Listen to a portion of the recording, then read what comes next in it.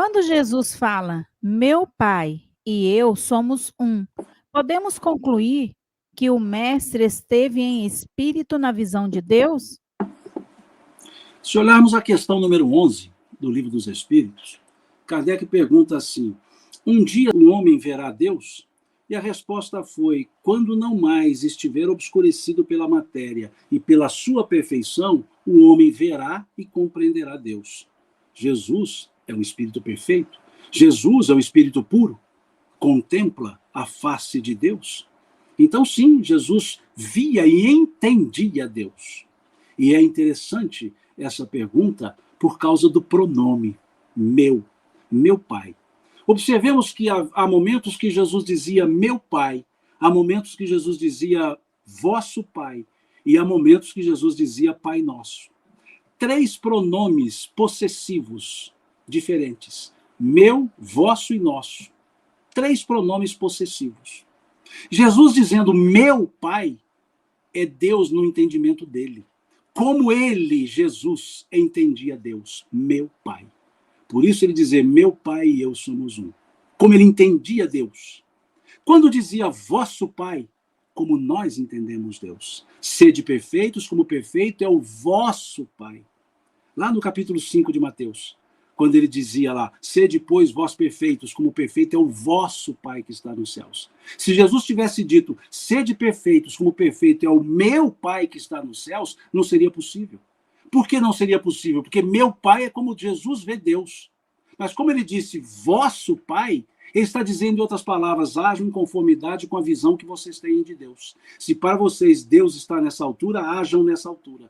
Não fique aquém do conhecimento que vocês têm a respeito de Deus. Sede perfeito, como perfeito é o vosso Pai. E quando ele dizia nosso Pai, Pai nosso, é que independentemente de como ele é entendido, ele sempre é o mesmo. Ele sempre é o mesmo. E vemos isso lá no capítulo 16 do Evangelho de João, depois do versículo 33, lá para o versículo 37, Jesus vai dizer assim, porque antes, no capítulo 14, ele havia dito, tudo que pedides ao meu Pai em meu nome, tudo que pedides ao Pai em meu nome, ele vou-lo concederá. Eu rogarei por vós, ele vou-lo concederá. Lá no capítulo 16, depois do versículo 33, Jesus vai dizer assim, chegará o dia em que pedireis ao Pai em meu nome, e eu não mais vos digo que rogarei ao Pai por vós, porque o Pai é o mesmo e nos ama a todos. Esse é o nosso Pai, que independentemente de como cada um entende, ele sempre é o mesmo Deus, o mesmo Pai. Então é muito interessante, quando lemos os textos evangélicos, ficarmos atentos, pronomes, tempos verbais, verbos, substantivos, adjetivos, porque isso é que vai dando o sentido das palavras e da frase. Por isso, abro um parêntese, eu tenho muito cuidado com traduções bíblicas, porque aquelas traduções que querem trazer para a linguagem de hoje, em que desrespeitamos pronomes, não traz o real sentido das frases. E lembremos que Jesus falava uma língua muito pequena, muito pobre em termos de conjunto de palavras, o aramaico. Era uma língua muito pequena e ele usava ao máximo o que ele podia daquela língua. E lembremos que os espíritos também reclamam muito, reclamam no Livro dos Espíritos quando dizem, por que não tendes vós uma palavra para cada coisa?